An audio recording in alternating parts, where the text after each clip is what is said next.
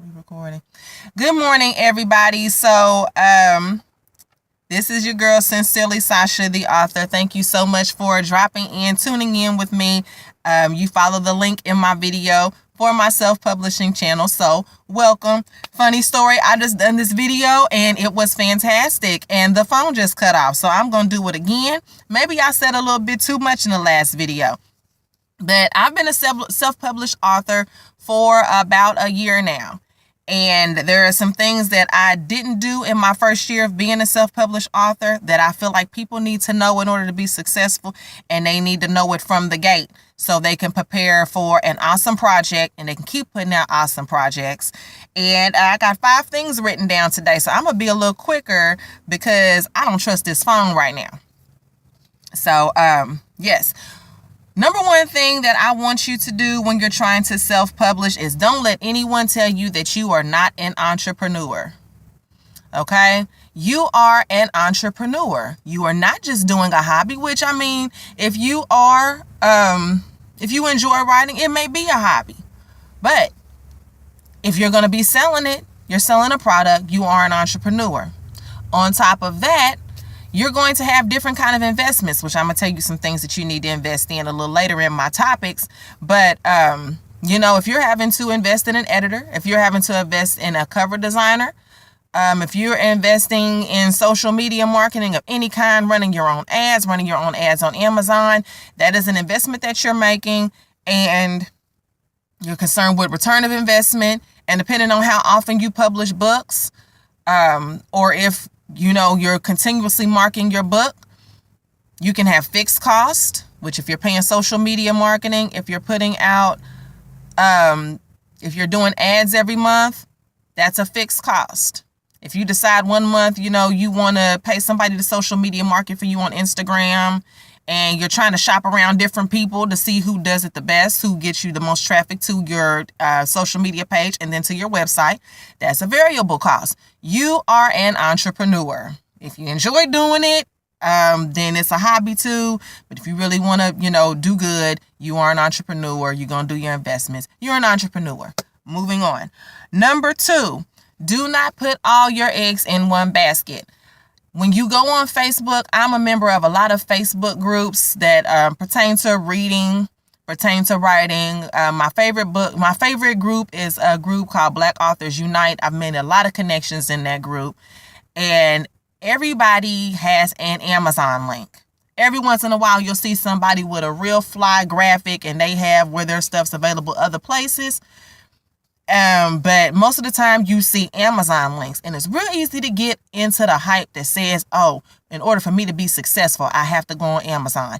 I have to publish on Amazon, which there's definitely a benefit with you being a new author and not having a platform or really the audience that you want to have to bring in a substantial income based on your story, based on your thoughts that is going to help you support your family and live a decent life. It's good to do Amazon first. That's great.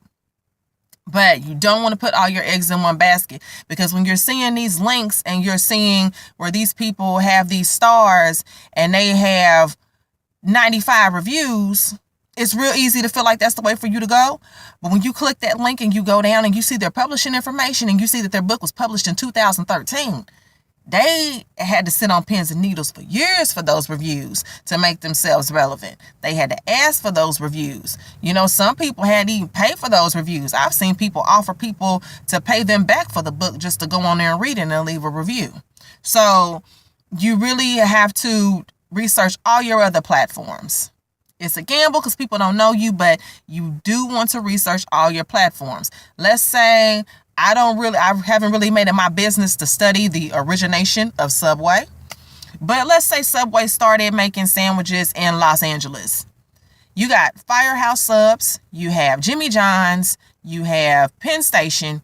What good would it do for Subway to see all these new people popping up making sandwiches doing the same thing they do, but they just decide we're going to stay local, we're going to stay in LA? They're going to stagnate their income. They're going to have steady people that's going to come eat their sandwiches, but they wouldn't really be who they are today if they would have stayed stagnated in one place. That's just life advice, really. That's a life advice thing. You can't stay in one place. Okay, so definitely don't put all your eggs in one basket. Number 3, realize that you cannot do everything.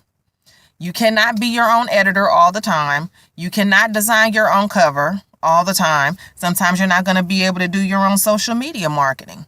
Because like me, I have multiple jobs. I can't sit on Facebook. The time it takes to market a book, I can't sit on Facebook like that all the time. But there are people in place that have made it their business to know how to write those eye-catching posts that can still be garnering responses a week later. That's going to continue to drive your traffic. You have people that know how to edit, which that's one of my next tips. But you have people that know how to edit. They've been to school, on a collegiate level, studying English, that know how to edit. And there's different kinds of editing. That's something I didn't know. But you have people in place that are good at what they do. Let them do it. Okay? You want your products to be valuable. It's already valuable when you decide to sit down in front of that laptop and put your thoughts and your story on paper. It's already of value, but it's a thing about dressing it up. Okay, so realize that you cannot do everything. You'll lose your mind. You're there to write the book. If you're so busy worrying about social media marketing and how many likes you're gonna get and trying to try to do your cover and do all that, then what you really have to bring to the project is no more. And then you don't even know if that stuff's going to work because you might not really know what you're doing. It might not be your forte. Okay? So realize that you can't do everything. Number 4, invest in an editor, or at least invest in some information about how you can do it yourself until you can afford to invest in an editor.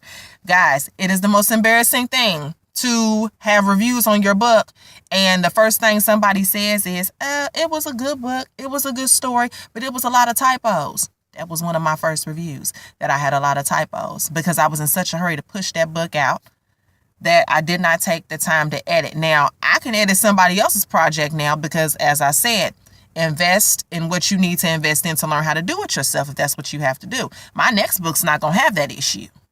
I can only hope that because of that one review that they're willing to read my work and see, okay, well, yeah, I guess she did, either she learned how and she invested into somebody, but we don't have that issue with that one. But either invest in an editor or get yourself a book and learn how to do it yourself. Do an optimal amount of editing on your own until you can afford to invest in that editor. There's different kinds of editing. Like I just said, you got your line editing, which I'm going to do a video on that.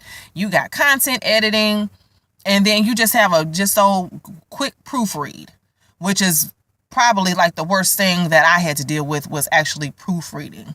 And it can vary in cost too. So yeah, that's number 4. That's important. And number 5, finally, guys, I'm sorry if I'm rushing. My last video was so much more heartfelt, but I can't trust this phone.